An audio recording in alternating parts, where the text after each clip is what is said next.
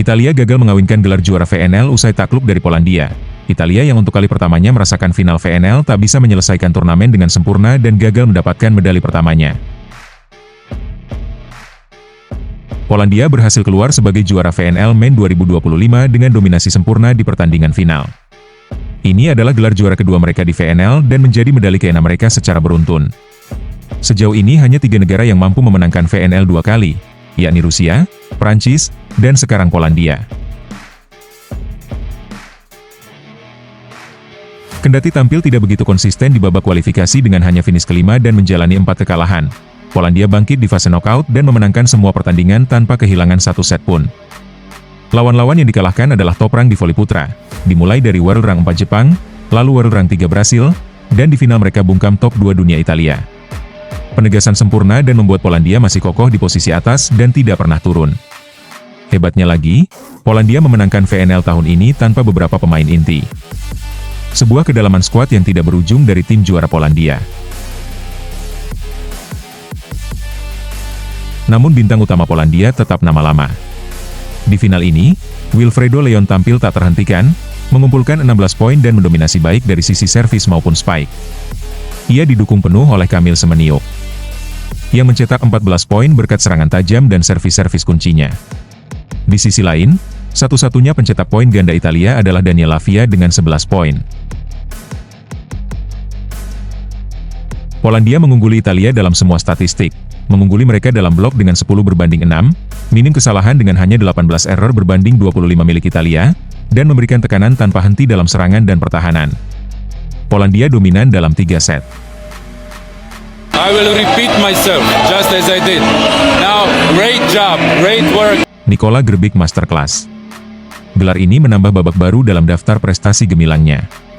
Setelah membawa Polandia meraih kemenangan VNL pada tahun 2023 dan kini kembali pada tahun 2025, Grbić telah terbukti sebagai pelatih terbaik saat ini. Dengan kemenangan di VNL ini, Polandia mengirimkan pesan yang jelas menjelang kejuaraan dunia mendatang di Filipina. Setelah mengalahkan juara bertahan kejuaraan dunia tanpa kehilangan satu set pun, kepercayaan diri tim semakin meningkat. Sementara itu, Italia perlu menyusun kembali strategi dan menyesuaikan diri jika ingin mempertahankan gelar juara dunia mereka. Di perebutan tempat ketiga, Brasil berhasil bangkit setelah mengalami kekalahan telak dari Polandia di babak semifinal. Kekalahan tersebut sempat menjadi pukulan berat, mengingat Brasil tampil sangat dominan di sepanjang fase penyisihan. Namun di laga penentuan medali perunggu, Brasil kembali menunjukkan kelasnya. Mereka tampil lebih konsisten dan tenang, terutama di momen-momen krusial, untuk mengamankan medali kedua mereka di ajang Volleyball Nations League, melengkapi medali emas yang mereka raih pada tahun 2021. Meski pertandingan dipenuhi dengan kesalahan dari kedua tim, Brasil tetap mampu menjaga kontrol permainan. Mereka menunjukkan kedewasaan bermain yang menjadi pembeda utama di laga 4 set tersebut. Comeback epik yang mereka suguhkan menjadi penegasan bahwa Brasil masih berada di jalur yang tepat. Alan Souza menjadi bintang utama dalam pertandingan ini. Pemain yang berposisi sebagai oposi tersebut mencetak total 18 poin, termasuk 16 spike sukses dengan rasio keberhasilan 52%, 1 ace, dan 1 blok. Penampilan solidnya menjadi motor serangan Brasil sepanjang laga. Di lini tengah, Matheus Bispo juga tampil luar biasa. Middle blocker muda ini mencatatkan 11 poin, dengan kontribusi 4 blok dan 1 ace, serta menghadirkan dominasi di net yang sangat dibutuhkan untuk membendung serangan lawan. Kemenangan ini juga menjadi penutup yang manis bagi Brasil, yang sempat terancam menutup turnamen dengan anti-klimaks.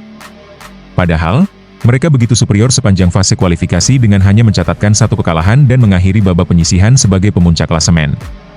Namun semuanya berubah di semifinal ketika mereka harus mengakui keunggulan Polandia, tim yang justru tampil sangat solid di fase knockout dan keluar sebagai juara. Brasil menutup VNL tahun ini dengan 2 kekalahan saja. Meskipun hanya berhasil meraih medali perunggu, pencapaian ini tetap memiliki arti besar. Terlebih lagi, sudah 4 tahun lamanya Brasil tidak meraih medali di ajang VNL. Ditambah lagi, Brasil saat ini sedang berada dalam proses transisi membangun era baru, menyusun kembali skuad dan meramu kombinasi pemain yang bisa diandalkan untuk jangka panjang. Medali ini bisa menjadi dorongan mental yang sangat penting dalam menghadapi turnamen-turnamen besar ke depan. Sementara itu, bagi Slovenia, hasil ini kembali menjadi mimpi buruk yang berulang. Mereka harus puas mengakhiri turnamen di posisi keempat, posisi yang sudah menjadi langganan mereka. Ini adalah kali ketiga Slovenia finish di tempat keempat VNL, setelah sebelumnya terjadi pada tahun 2021, 2023, dan kini 2025. Konsistensi ini terasa hambar karena tidak pernah dibarengi dengan raihan medali.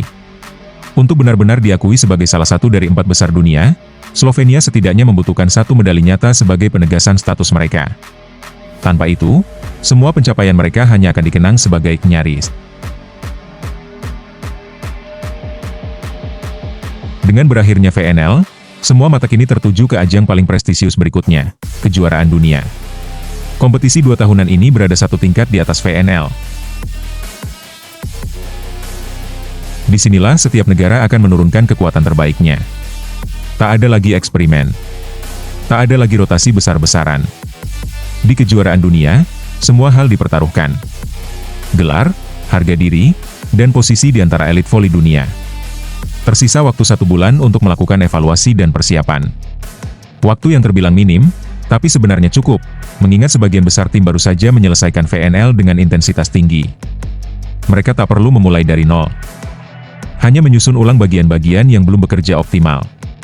Para pelatih kini berpacu dengan waktu, mempelajari video pertandingan lawan, menganalisis statistik, dan tentu saja mengembalikan kondisi fisik pemain ke titik terbaiknya. Polandia, sang juara VNL 2025, tentu saja datang ke kejuaraan dunia dengan kepercayaan diri yang tinggi. Setelah tampil luar biasa dan menumbangkan semua lawan tanpa kehilangan 1 set pun di babak knockout VNL, kini mereka mengincar lebih dari sekadar kejayaan. Mereka ingin mengawinkan gelar, memenangkan VNL dan kejuaraan dunia di tahun yang sama.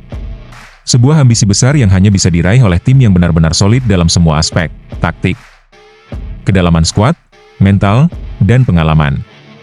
Namun di balik dominasi itu, ada tantangan besar. Sebagai tim juara, Polandia akan menjadi sasaran utama. Semua lawan kini punya satu misi, menjatuhkan mereka.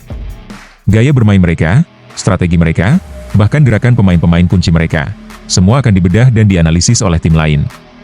Tidak ada lagi kejutan. Semua keunggulan Polandia di VNL kini menjadi pengetahuan umum yang harus mereka modifikasi agar tetap efektif. Jepang, Brasil, dan Italia adalah 3 negara yang punya alasan kuat untuk membalas kekalahan mereka di VNL. Jepang, yang sempat digadang-gadang menjadi kuda hitam, ditumbangkan tanpa perlawanan. Mereka pasti tak ingin mengulang skenario itu di panggung yang lebih besar. Brasil, yang tampil dominan sepanjang fase kualifikasi tapi tumbang di semifinal, tentu tak puas hanya membawa pulang perunggu. Mereka akan datang dengan mental yang lebih matang dan strategi yang telah diperbaiki. Italia pun demikian. Sebagai juara dunia bertahan, kekalahan di final VNL dari Polandia adalah tamparan keras. Italia tahu bahwa mereka masih punya potensi besar, dan mereka akan menjadikan kegagalan di VNL sebagai bahan bakar untuk mempertahankan mahkota dunia mereka. Tak hanya 3 negara itu. Masih ada Prancis, sang juara Olimpiade, yang belum memperlihatkan performa terbaik mereka di VNL. Lalu Amerika Serikat, yang punya sejarah panjang dan kekuatan individu yang tak bisa dipandang sebelah mata. Serbia, Argentina, bahkan Slovenia, semua bisa memberi kejutan, seperti yang sering terjadi di turnamen besar. Kejuaraan dunia kali ini akan menjadi ajang pembuktian. Apakah Polandia benar-benar dominan, atau justru hanya sedang berada dalam momen emas yang cepat lewat?